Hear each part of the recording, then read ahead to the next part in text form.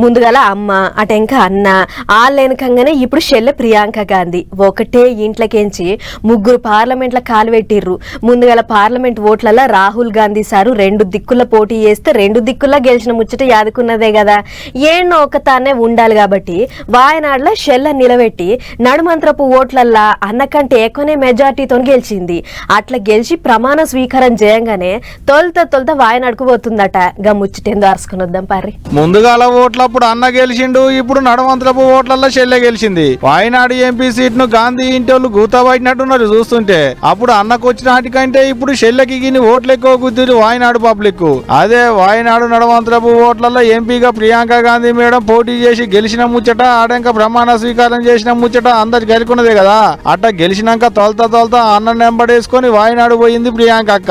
ఉత్తగొచ్చినప్పుడే ఇసుక పోస్తే రానంత మంది వచ్చారు. ఇప్పుడు ఎంపీ అయినాక వస్తే ఉత్తగూకుంటారా? పుట్టలంగా వెళ్ళిన పురుగులోనే గదిలో వచ్చారు పబ్లిక్ అంతా. అగో చూడలి ఎంత మంది వచ్చిర్రో. అక్క మాట్లాడు, అభిమానులు ఈలలేసుడు, జేజేలు కొట్టుడు. మందిని చూసినాక అన్న చెల్లెల మురిపోయి చిన్నగా లేదు పోండ్రిగా. అటు పబ్లిక్ కూడా సంబరం చిన్నగేం లేదు. కేరళ రాష్ట్రం కోజికోడు జిల్లాలున్న ముక్కంలో సులువు చేస్తే వాయనాడు ఎంపీ నియోజకవర్గం మొత్తం శాప చుట్టిర్రు, మీటింగులు పెట్టిర్రు, పబ్లిక్ కు చల్లటి ముచ్చట్లు చెప్పారు.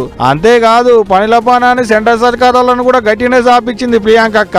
We are fighting against the BJP that has no rules, that has no respect for democracy, no respect for the constitution. They have a negative and destructive agenda, and we have to fight it with our strength, our courage and our positivity. They speak of division, we speak of unity. They give all the power, all the resources of this country to their own few of their friends. We want the power to be in your hands. They want to weaken every institution, we want to strengthen it. ఇట్లా చెల్లె ప్రియాంక మాట్లాడుకుంటా Wayanad public అంటే పాయలం ఎక్కువ అని చెప్పింది. అప్పట్లో ఓట్ల ముంగట కూడా ఇప్పటికనే చెల్లె నెంబడేసుకొని వచ్చి రాగులన్నా కూడా వాయనాడు అంటే పానం అన్నట్టే మాట్లాడుకొచ్చిండు. మరి చూడాలకి 5 ఏళ్ళు వాయనాడుకు వాళ్ళ పాయలాన్ని ఎట్ట చూపెడతారో, అక్కడి పబ్లిక్ కు యాపాటి పాయిది ఉంటుందో అనేటిదిగా రేపు